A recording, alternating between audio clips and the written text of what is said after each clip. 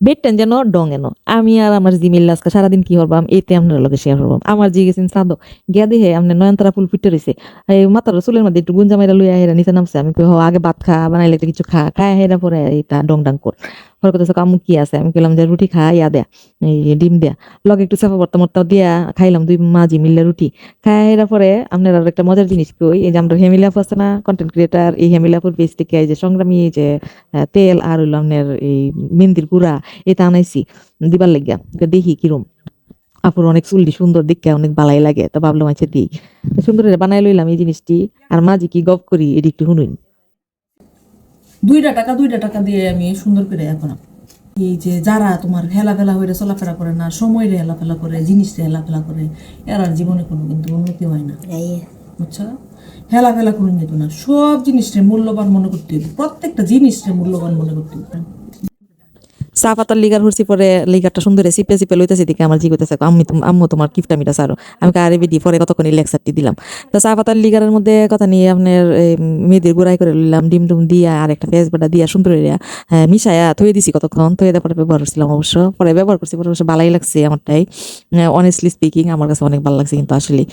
এটা কোনো promoter video টিডিও না আমি অত বড় কন্টেন্ট ক্রিয়েটার কিন্তু না যে আপনার প্রমোট করে ভিডিও করবাম বিষয়টা এরকম না আমি আনছি দিছি আমার কাছে ভালো লাগছে এই রেমিডিটা আপনার কতক্ষণ ভিজায় রাখলাম ভিজায় রেখে ফাঁক দিয়ে একটু বট্টর গুছাইলাম আমার মাথা তো দিছি আবার আমার মেয়ের মাথা তো দিছি সুন্দর করে আমার যা আছে আমার যা আবার সুন্দর করে মাথার মধ্যে মেহেন্দি টেন্দি আমরা দিয়া দে হ্যাঁ সবসময় মেহেন্দি টেন্দি দিতে উস্তাদ হেয়ার বইয়ে বইয়ে মেহেন্দিটি দিলাম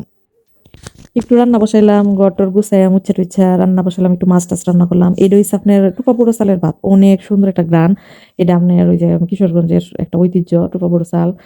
বাংলাদেশের কোন কোন জায়গায় পাওয়া যায় এটা অবশ্য আমি জানি না তো একটু মাছ টাছই রান্না করলাম বেশি কারণ আমার শ্বশুর খাবে তো একটু মাছ টাছ উনি একটু বেশি পছন্দ করে ওনার জন্য একটু মাছ বেশি করে রান্না করছি বিভিন্ন আইটেমের আমার শাশুড়ি অনেক ভালো একজন রান্ধুরি আছেন আমি তো আর বেশি কিছু রান্না করতে না আমরাও তো হেলার মতো ভালো রান্তারি না কিন্তু হেলারে খাওয়াবার গেলে মাছের আইটেমটি রান্না করার চেষ্টা করি কিন্তু আসলে উনার মতো তো হয় না আর এদিক দিয়ে আমার পুতে কি হচ্ছে হেয়ার বাফের শার্ট ফিন দিয়ে খুব মজা হতেছে দুষ্টামি হতেছে আর এই যে কাপড় চোপড় যত কিছু আছে হে একলা একলা বয়ে বয়া গুছাইছে আমি দেখে করতেছি মাসাল্লাহ আমার পুত বড় হয়ে গেছে তো কাম কাজ শেষ করে আমার শ্বশুর শাশুড়ি খাওয়াই আমার গোসল করতে করতে দেরি হয়ে গেছে নামাজ আপনার আসরের নামাজ আর হইলো জুফুরের নামাজ প্রায় কাছাকাছি টাইমে আমি যাই নামাজ বইয়ে থেকে পড়লাম খাওয়া দাওয়া হলাম এদিক দিয়ে খাওয়া দাওয়া শেষ করে একটু রেস্ট নিতেছি এমন সময় দেখি এই সুন্দর একটা বিলু করতে জানি আইসে পরে এই বিলুর সাথে কতক্ষণ খেললাম মজা করলাম তো বিহালের পরে আর ভিডিও আর কোনো কিছু লইলাম না আর অনেক কিছুই করছিলাম আসলে ব্লগ ভিডিও করা কিন্তু অনেক কঠিন আমরা মনে করি যে ব্লগ ভিডিও না জানি কত সহজ আসলে কিন্তু ব্লগ ভিডিও করা কিন্তু আসলে কঠিন সারাটা দিন কামের ফায়ে ফায়ে ব্লগ ভিডিও যারা করে এরা আসলে অনেক পরিশ্রম করে তো আমার ভিডিও যদি আপনারা ভালো লেগে থাকে তাহলে আমার আপনারা লাইক ফলো করুন যে সাপোর্ট করুন যে আর আমার লেগে দোয়া করুন যে সবাই ভালো থাকবেন আসসালামু আলাইকুম